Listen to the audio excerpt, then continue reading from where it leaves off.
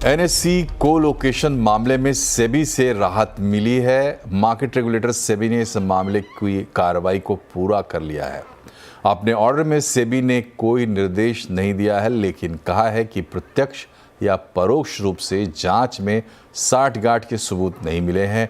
इस मामले में एनएससी के पूर्व अधिकारी रवि नारायण, चित्रा रामकृष्ण, आनंद सुब्रमण्यन समेत कई अधिकारियों के खिलाफ जांच चल रही थी। डिटेल के साथ यतिन मोता हमारे साथ जुड़ गए हैं। यतिन, क्या इस मामले में यह माना जाए कि एक तरीके से लगभग क्लीन चिट मिल गई है? और थोड़ा मामले पर प्रकाश डालते हुए पूरी डिटेल बताएं। बिल्कुल मनोज जी, अगर देखिए, जहां तक कि एनएससी कोलोकेशन का सवाल है, सेबी के आज जो ऑर्डर्स आए हैं उसमें बहुत क्लियरली रेगुलेटर ने कहा है कि जो पूरा का पूरा कोलोकेशन का मामला है वो सबूतों के ना मिलने के कारण और ज्यादा जो मामला इतने सालों से चल रहा है उस पर कोई प्रोग्रेस ना होने के कारण इसको पूरी तरीके से खारिज कर दिया है। तो जो पूरी कोलोकेशन की जो चीजें थी, जो इतने टाइम से एनएससी के लिए कंट्रोवर्सी बनी हुई थी, एनएससी के आईपीओ के लिए एक बाधा बनी हुई थी, तो कहीं ना कहीं सेबी ने इस मामले को पूरी तरीके से जो है खत्म कर दिया है। ऑब्वियसली जहां तक कि एनएससी के ऑफिशियल्स का सवाल है जो पहले थे, जहां तक कि चित्रा रामकृष्ण की भूमिका का है, रवि नारायण की भूमिका का है कोलोकेशन मामलों के लेकर, तो वहां भी कोई खास सबूत नहीं मिले। हालांकि जो ब्रोकर मेंबर्स थे और उनकी जो साठगांठ थी एनएससी ऑफिशियल के साथ, उस मामले को सेबी ने अभी भी ओपन रखा है। तो वहां अभी भी इन्वेस्टिगेशन हो सकती है, वहां ऑर्डर हो सकती है। लेकिन जहां तक एनएससी एज एंटिटी का सवाल है, वापस ले ली थी सेबी के खिलाफ जो उन्होंने ऑर्डर पास किए थे, और अब सेबी ने भी एनएससी को एक तरीके से क्लीन चिट दे दी है पूरे के पूरे मामले में, सबूतों के ना अभाव के निर्धार पे। और कहीं ना कहीं ये इंडिकेट करता है कि जो एनएससी की आईपीओ की तैयारी हो रही है, इसको एक हरी झंडी की तरीके से बाजार देख रहा है। तो एनएससी की जो ऑफिशियल प्रतिक्रिया आएगी उसके लिए हम लोग रुके हुए हैं, लेकिन क्लियरली एक पॉजिटिव स्टेप है एनएससी के आईपीओ के लिए। और पूरा का पूरा कोलोकेशन का मामला जो अब सेबी ने मैटर पूरा का डिस्पोज कर दिया हुआ है। जी, तो बहुत बहुत शुक्रिया आपका यतिन, और बढ़ते हैं आगे। दिल्ली शराब घोटाला मामले में सुप्रीम कोर्ट से सशर्त जमानत मिलने के बाद दिल्ली के मुख्यमंत्री अरविंद केजरीवाल जेल से रिहा हो गए हैं। तिहाड़ जेल में जमानत के बाद आज शाम को करीब 6:25 वे जेल से बाहर आए। उनके जेल से बाहर आते ही आम आदमी पार्टी के कार्यकर्ताओं का उत्साह बढ़ गया और वे नारेबाजी करने लगे। केजरीवाल ने बाहर आकर कहा कि इनकी जेल की सलाखें मेरे हौसले को कमज़ोर नहीं कर सकती, भगवान ने मेरा साथ दिया है। ऊपर वाले ने मेरा साथ दिया। क्यों? क्योंकि मैं सच्चा था, मैं सही था, इसलिए भगवान ने मेरा साथ दिया। इन लोगों ने मुझे जेल में डाल दिया। इन लोगों को लगा कि केजरीवाल को जेल में डाल देंगे तो केजरीवाल के हौसले टूट जाएंगे। आज मैं आपको कहना चाहता हूं, मैं जेल से बाहर आया हूं, मेरे हौसले 100 गुना ज्यादा बढ़ गए हैं।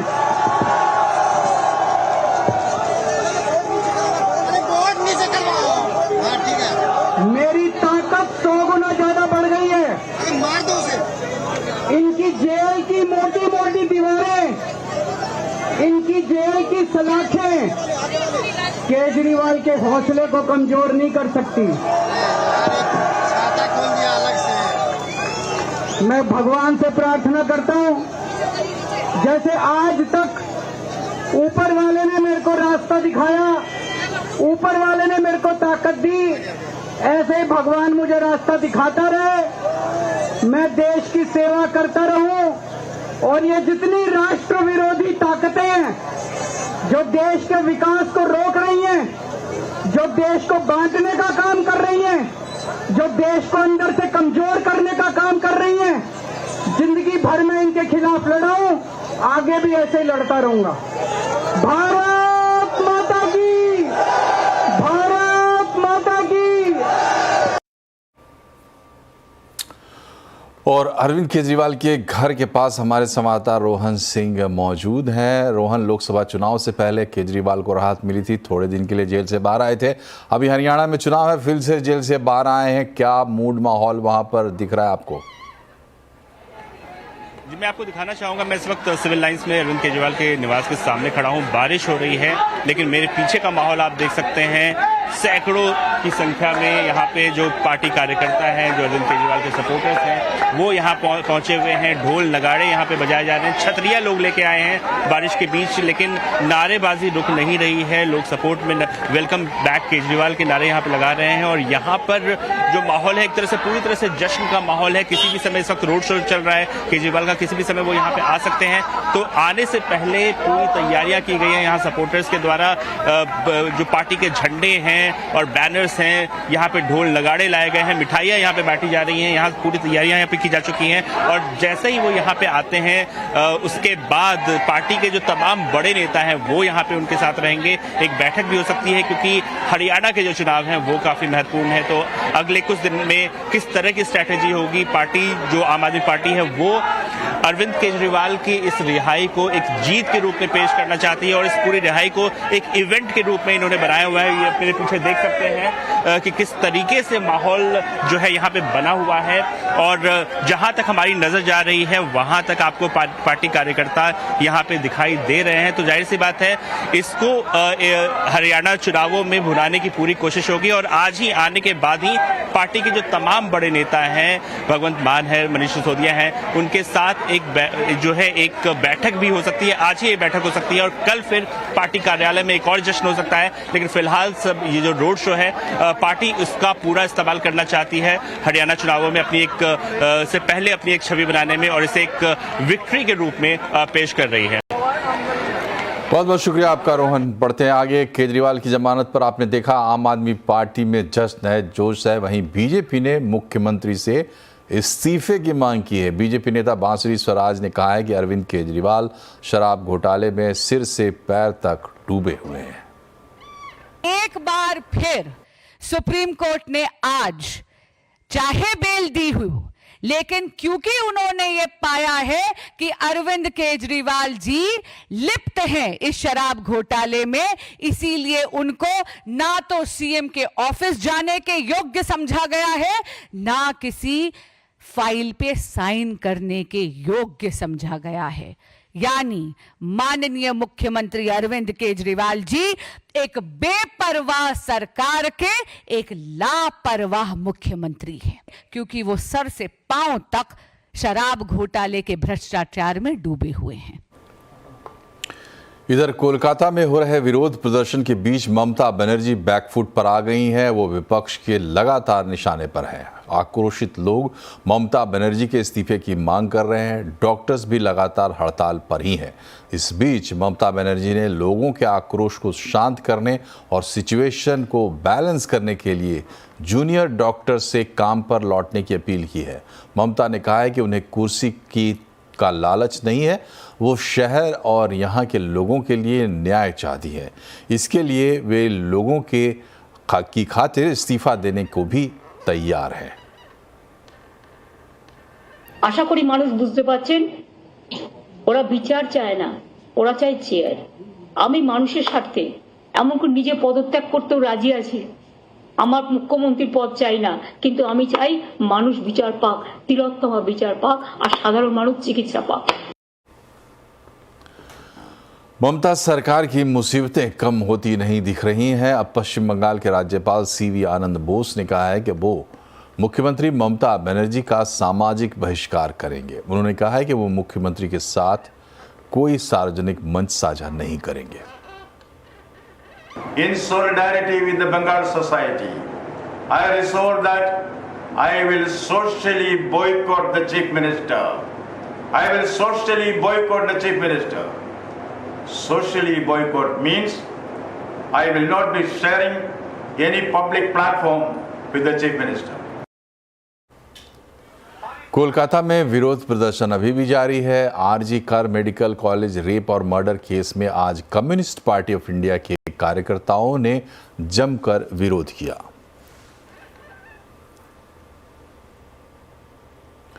और अब बात करते हैं बाजार की। कारोबारी हफ्ते के आखिरी दिन बाजार दायरे में रहा। सेंसेक्स 72 पॉइंट गिरकर 82,891 पर और निफ्टी 32 पॉइंट गिरकर 25,357 पर बंद हुआ है।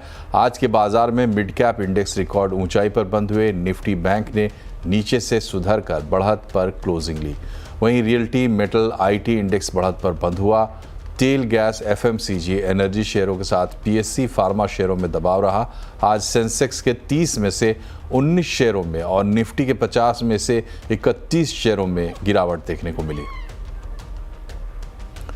बजाज हाउसिंग फाइनेंस में लिस्टिंग पर निवेश कर सकते हैं, ये कहना है एलिक्सर इक्विटीज़ के डायरेक्टर दीपन मेहता का। इसी के साथ दीपन मेहता ने यह भी कहा है कि एनबीएफसीज में बजाज हाउसिंग अच्छा विकल्प है।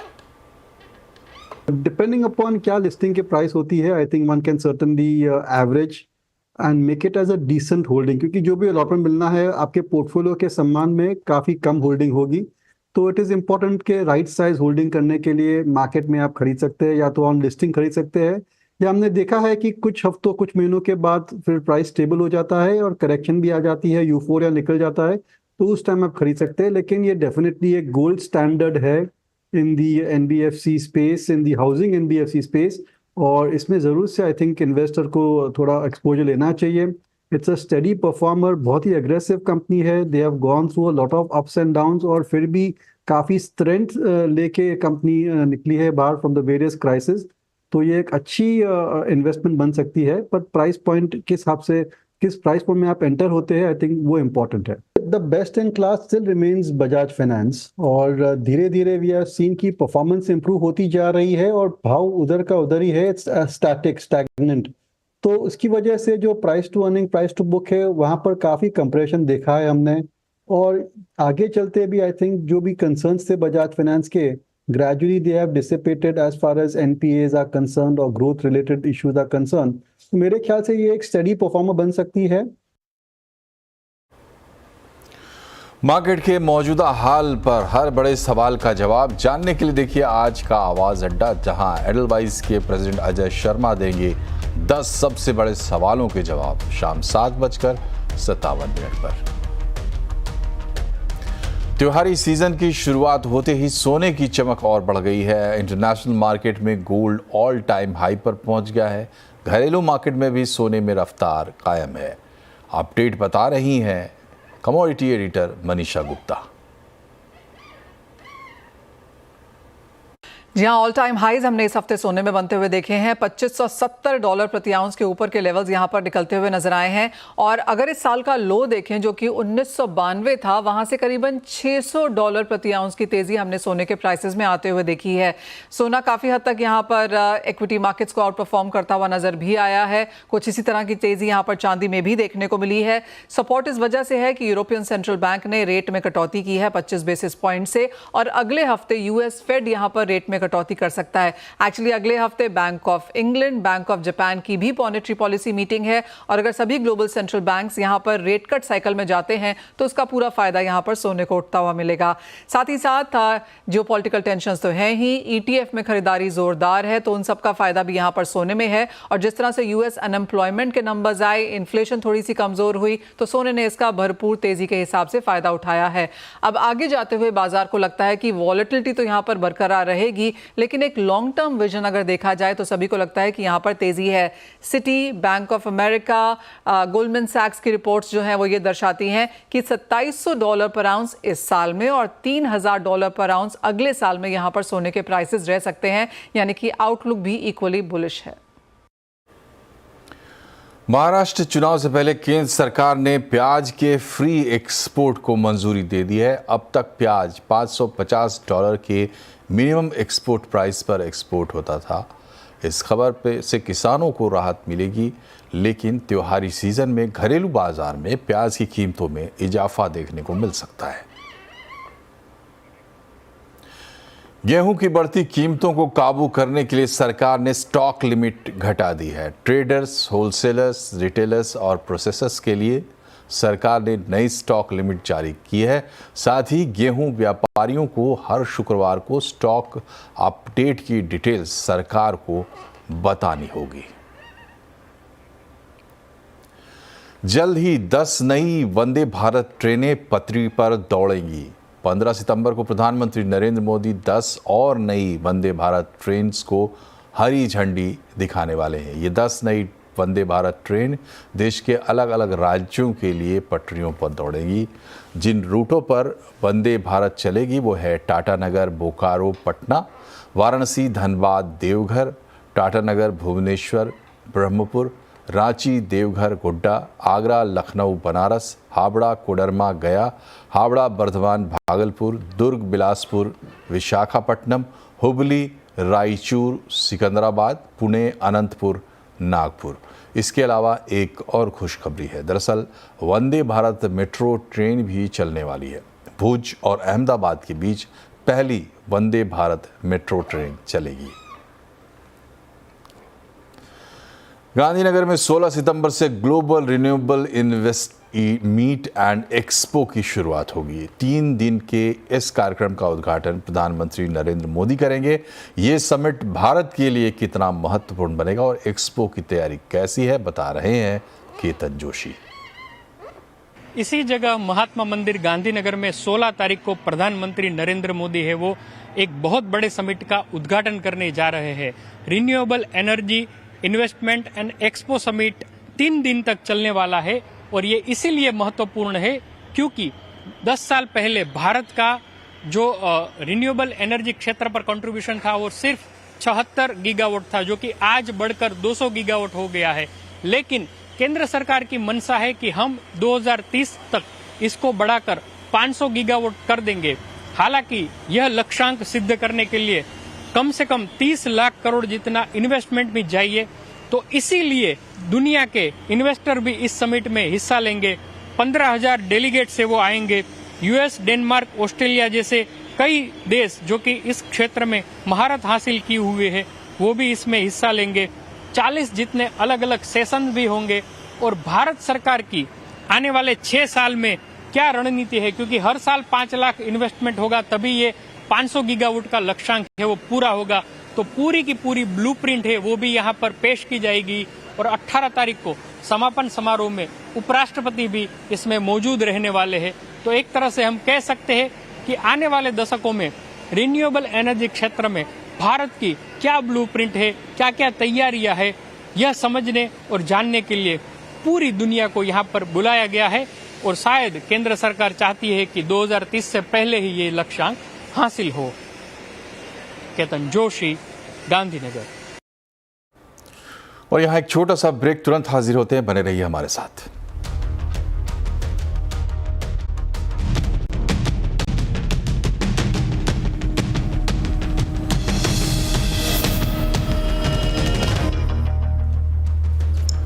ब्रेक के बाद एक बार फिर से आपका स्वागत है आवाज समाचार में। कहीं ज्यादा बारिश हो रही हो और उसको रोकना हो, या फिर कहीं बादल फटने की संभावना हो उसको टालना हो, या फिर कहीं सूखा पड़ा हो वहाँ बारिश करवाना हो, ये सब अब मुमकिन है।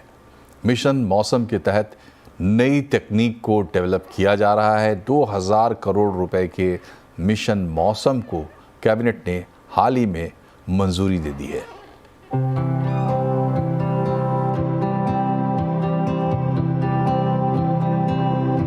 15 अगस्त में लाल किले पर अक्सर ऐसा नज़ारा देखने को मिलता है जब बारिश स्वतंत्रता दिवस के रंग में भंग डालने की कोशिश करती है और फिर लोगों को रेनकोट या छाते का सहारा लेना पड़ता है। ऐसी अनचाही बारिश को आने वाले दिनों में टाला जा सकता है। बारिश होना या ना होना यूं तो मौसम पर निर्भर करता है, लेकिन अब सरकार नई तकनीक विकसित कर रही है जिससे अगर किसी जगह भारी बारिश होने का अनुमान है तो उसे रोक दें।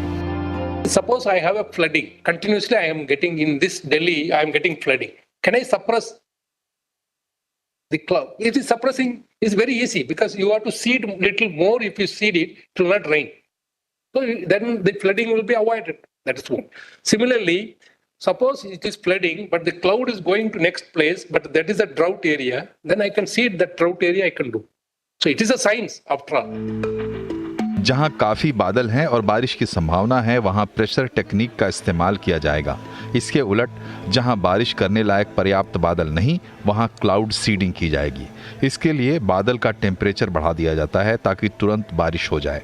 इस तकनीक के जरिए बारिश वहीं कराई जा सकती है जहां थोड़े बहुत बादल हों। इस तकनीक से भारी बारिश को रोकने और सूखे को टालने में मदद मिलेगी। इस तकनीक को 18 महीने के भीतर विकसित कर लिया जाएगा। इसके लिए खास क्लाउड चैम्बर बनाया जा रहा है और ये सब मुमकिन हो रहा है एक खास मिशन मौसम के तहत, जिसको हाल ही में कैबिनेट ने मंजूरी दी है। इस पे 2000 करोड़ रुपए खर्च किए जाएंगे। पहला चरण 18 महीने में पूरा किया जाएगा और पूरा मिशन 5 साल में पूरा किया जाएगा। अगर ये मिशन सफल रहा तो दिल्ली में बारिश के जरिए प्रदूषण कम करने में भी मदद मिलेगी। सरकार चैट जीपीटी की तर्ज पर मौसम जीपीटी लॉन्च करने की तैयारी भी कर रही है, जो मौसम का सटीक अनुमान देगा। लक्ष्मण रॉय, दिल्ली।